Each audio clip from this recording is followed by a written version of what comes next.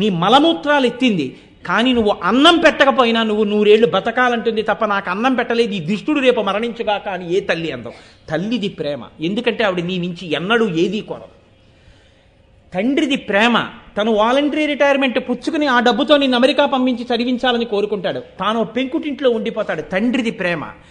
గురువు తాను కష్టపడి సముద్రంలో ఉప్పు నీటిని తాగి తీయటి నీటిగా మార్చి ఆధారం లేని ఆకాశ మార్గంలో వచ్చి ఆర్తితో ఉన్న జనులకు వర్షించడమే ప్రయోజనంగా వర్షించి ఇచ్చేశానని తేలికపడి కృతజ్ఞత కోరకుండా వెళ్ళిపోయిన మేఘంలా తాను కష్టపడి రంగరించి నేర్చుకుని ఎంతో కష్టపడి తాను ఉపాసన చేసినటువంటి మంత్రాన్ని నిర్హేతుక కృపతో తన యొక్క అనుగ్రహాన్ని శిష్యుడికి హస్తమస్తక సంయోగంలో ప్రవేశపెట్టి మంత్రోపదేశం చేసి శిష్యుని యొక్క బుద్ధి వైభవానికి హేతు అవుతున్నాడు.